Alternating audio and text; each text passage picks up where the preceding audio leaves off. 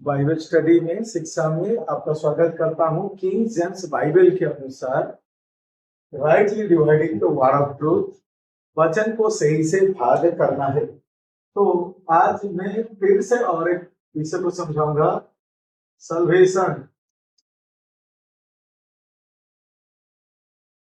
उद्धार पाना। सल्वेशन के बारे में मैं आपको पहले भी मैं सिखाया हूं, फिर आज कुछ संदर्भ को देखेंगे। तो ये सल्वेशन हम लोग देखते हैं, जो उद्धार का बात, ये चीज को समझना जरूरत है कि प्रभु यीशु मसीह जब क्रूस पर चढ़ाए गए, क्रूस पर चढ़ा जाने के बाद मारा गए, डाला गए, तीसरे दिन जी उठे और 12 चेले 12 चेले मिनिस्ट्री किए।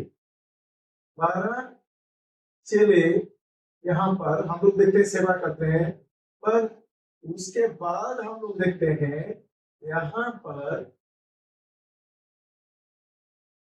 एक्ट्स 9 में पौल का चुनाव होता है। पौल का तो स्वर्ग यीशु पौल का चुनाव करते हैं। तो प्रभु यीशु मसीह का धरती का सलीकाए व्यवस्था में था, व्यवस्था को वो मान रहे थे। 12 चेले व्यवस्था के अंडर में सेविकाई किए, व्यवस्था को कंटिन्यू किए। पर यहाँ पर प्रेरित और 9 से हम लोग देखते हैं ग्रेस आता है, अनुग्रह आता है। तो अनुग्रह 2 समुदाय के लिए, ये जो लॉ था ये केवल यहूदी लोगों के लिए था। यीशु मसीह यहूदी लोगों के बीच में किए, 12 चेले भी यहूदी लोगों के बीच में सेवा को किए। तो अभी हम लोग देखते हैं तो 12 चेले लोगों को स्पेसिफिक बुलाहट नहीं था अन्य जाति के बीच में जाने का। पौलुस को स्पेसिफिक बुलाहट दिया गया अन्य जाति के निकट जाना। तो यहाँ पर हम लोग देखते हैं 2 समुदाय, यहूदी और जेंटाइल, यहूदी और अन्य जाति के बीच में। यहाँ पर हम लोग देखते हैं अनुग्रह में पौलुस की सेवा जब आरंभ होता है, स्वर्गीय यीशु पौलुस को चुनाव करते हैं, तो अनुग्रह देके वो यहूदी और अन्य जाति के बीच में सेवा होता है। तो जब ये दोनों समुदाय बीच में सेवा होता है तो हम लोग देखते हैं पौलुस का पहले अनुग्रह नहीं था, अनुग्रह नहीं था। तो आज मैं आपको एक विषय को समझाना चाहता हूं कि पौलुस के जरिए से तो अनुग्रह आया, पर पौलुस के पास 2 समुदाय, यहूदी समुदाय था भी, अन्य जाति समुदाय था। तो पौलुस तुरंत अनुग्रह का बात को नहीं बोला था, वो उस समय के लिए व्यवस्था का बात को भी बता रहा था। तो जो लोग थे, वो यहूदी लोग वो व्यवस्था को मानने वाले थे। तो व्यवस्था का कुछ समय तक वो यहूदी लोगों को बताता था, पर अन्य जाति को व्यवस्था मालूम नहीं था, इसलिए अन्य जाति फ्रेश थे। तो अन्य जाति को अलग सिखाया गया। तो जो यहूदी लोग थे वो व्यवस्था कुछ समय तक वो सिखाया था। इसीलिए रोमी से फिलेमोन हम लोग देखते हैं,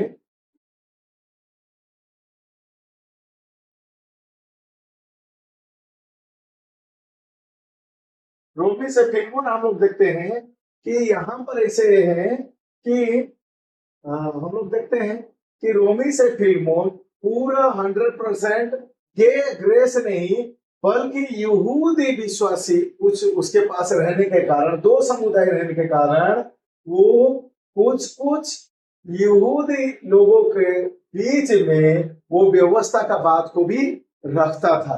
क्यों? क्योंकि यहूदी लोग व्यवस्था से मानने वाले व्यक्ति थे, तो वो तुरंत अनुग्रह को ग्रहण नहीं किए थे। इसी हिसाब से रोमी से फिलमोन जब आप सही से rightly dividing the word of truth सही से भाग नहीं करेंगे, तब भी आप क्या हो जाएंगे, कंफ्यूज हो जाएंगे। आपको लगेगा कि रोमी से फिलमोन पूरा अनुग्रह का नहीं। फिर से मैं बताना चाहता हूं कि देखिए, यीशु मसीह व्यवस्था को मान रहे थे, यहूदी लोगों के बीच में सेवा किए। 12 चेले व्यवस्था को मान रहे थे, यहूदी लोगों के बीच में सेवा कर रहे थे।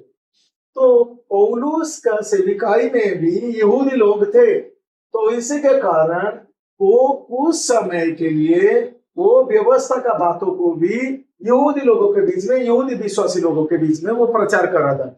इसलिए रोमी से फिलमोन ये यहीं पर भी चेक करने की आवश्यकता है कि उद्धार का विषय कहां पर लिखा गया है। तो इसी हिसाब से हम लोग अगर देखेंगे, यहां पर हम लोग देखते हैं रोमी 1:16। तो इस प्रकार से, क्योंकि मैं सुसमाचार से नहीं ला जाता, इसलिए कि वो हर एक विश्वास करने वालों के लिए, पहले तो यहूदी फिर यूनानी के लिए उद्धार के निमित्त परमेश्वर का सामर्थ है।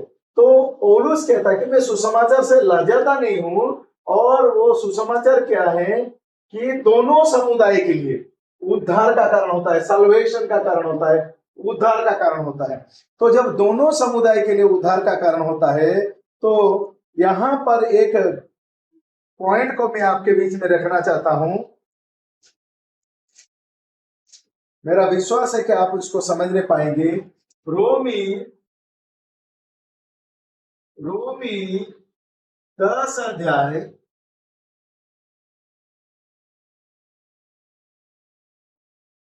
6 to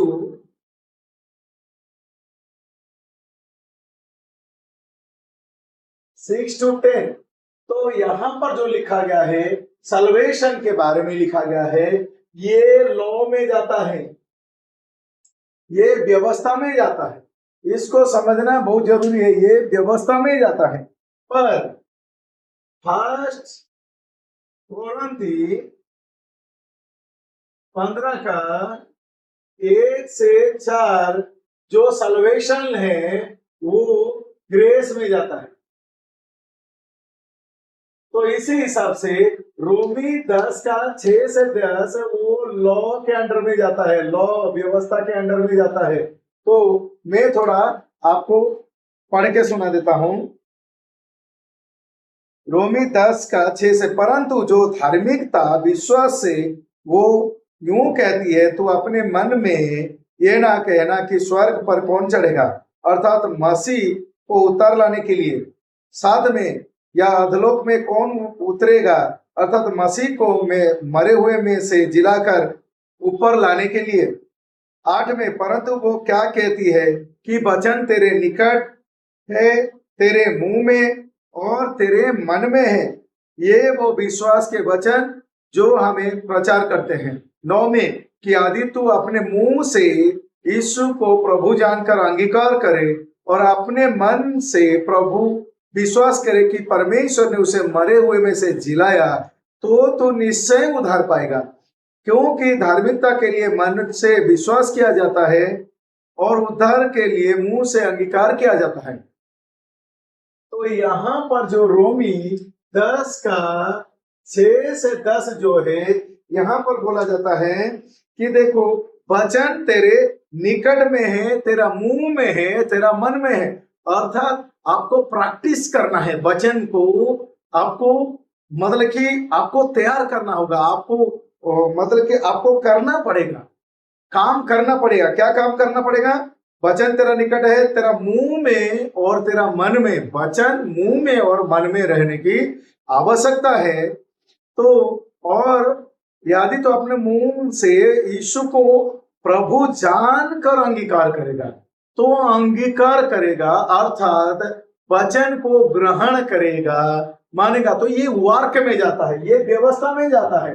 यहां पर वर्क जुड़ा है। और पहला कोरिन्थी 15 का 1 से 4 के अनुसार, हे भाइयों, अब मैं तुम्हें वही सुसमाचार बताता हूं जो पहले सुना चुका हूं, जिससे तुमने अंगीकार भी किया था और जिससे तुम स्थिर भी हो। उसी के द्वारा तुम्हारा उद्धार भी होता है, यदि उस सुसमाचार को जो मैंने तुम्हें सुनाया था स्मरण रखते हो। नहीं तो तुम्हारा विश्वास करना व्यर्थ है। इसी कारण मैंने सबसे पहले तुम्हें वही बात पहुंचा दी जो मुझे पहुंची थी, कि पवित्र शास्त्र के वचन के अनुसार यीशु मसीह हमारे पापों के लिए मारा गया और गाड़ा गया और पवित्र शास्त्र के अनुसार जी उठा। तो यहाँ पर हम लोग देखते हैं नो वर्क। यहाँ पर पहले क्या था कि आप वचन तुम्हारा निकट है, तेरा मुंह में है, तेरा मन में है, आपको करना पड़ेगा, तब आपको उद्धार मिलेगा। पर पहला कोरिन्थी 15 का 1 से 4 में वो कर दिया है, हमें सहमति, क्रूस पर सारा चीज को वो कर दिया है, हमें सहमति होना है उसके लिए नो वर्क। तो यहाँ पर हम लोग देखते हैं, ये चीज को समझते हैं कि यहाँ पर ये जो है 100% गॉड्स वर्क, 0% मैन वर्क। तो ये है सल्वेशन, ये है करेक्ट सल्वेशन, ये सल्वेशन नहीं है। तो उसी हिसाब से हम लोगों को समझने की आवश्यकता है कि लोग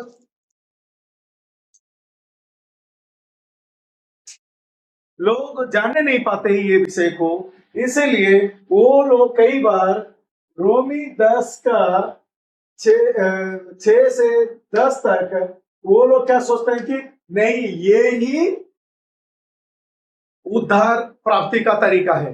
नहीं, क्योंकि आपका कोई भी काम निर्भर नहीं करता है, कोई भी काम निर्भर नहीं करता है।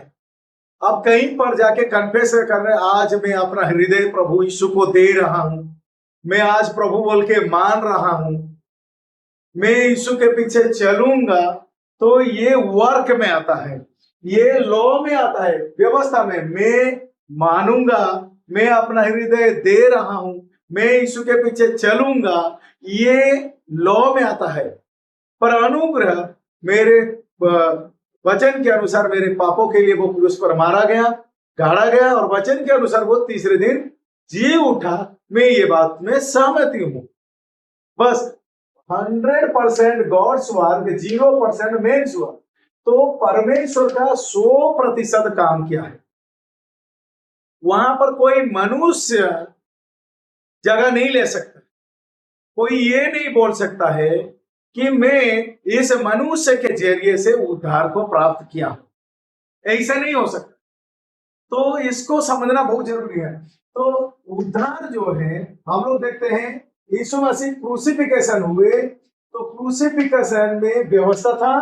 क्रूसिफिकेशन तीसरे दिन जी उठने के बाद भी 12 चले व्यवस्था के दायरे में, तब तक उद्धार नहीं पाते हैं, कोई भी नहीं पाए थे, उद्धार कोई नहीं पाए थे। तो यहाँ पर हम लोग देखते हैं कि उद्धार कोई नहीं पाया था, ये व्यवस्था चल रहा है। तो प्रेरित 9 में अनुग्रह दिया गया था, पर वहां पर भी समझने का बात है, एक यहूदी समुदाय था, एक अन्य जाति समुदाय था।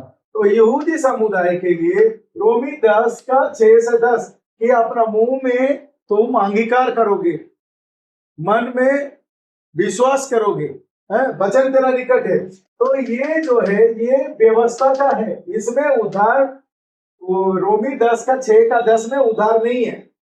तो हम लोग कहते हैं, इसलिए रोमी से फिलमोन जो है उसको भी हमें भाग करने का जरूरत है। और जब सही से भाग किया जाता है, तब हम लोग जानते हैं कि उद्धार पहला कोरिन्थी 15 का 1 से 4 के अनुसार होता है। वहां पर केवल अनुग्रह है, नो वर्क। 100% परमेश्वर का काम है, 0% मनुष्य का काम है। आप माने या ना माने, उद्धार दे दिया गया है फ्रीली, उद्धार सबके लिए है। तो अभी जो ग्रेस टाइम पीरियड है ये सबके लिए फ्री में है। आप मानो ना मानो, आपके लिए 100% परमेश्वर ने काम कर दिया, और ये ग्रेस जो है 100% फ्री है, 100% फ्री है। आप मानो या ना मानो, आप मानो या ना मानो, ग्रेस जो है सबको दिया गया है, अनुग्रह दिया गया है। पर जो लोग सहमति हो जाते हैं, जो लोग जान लेते हैं कि उसने क्रूस पर सब कुछ कर दिया है, वही लोग उद्धार को पा लेते हैं, वही लोग उद्धार पा लेते हैं। ये 100% फ्री है, पर वही लोग क्या हो जाते हैं, उद्धार को प्राप्त कर लेते हैं, जो कि बिना मूल्य में दिया गया है। इसी हिसाब से ना मत्ती, मरकुस, लूका, यूहन्ना बोलने से और कहीं पर नहीं है, सिर्फ पहला कोरिन्थी 15 का 1 से 4 यही है उद्धार का वचन। और ये शिक्षा के द्वारा प्रभु आपका समझ को खोल दे, ताकि वचन को भली भांति से समझने पाए। धन्यवाद।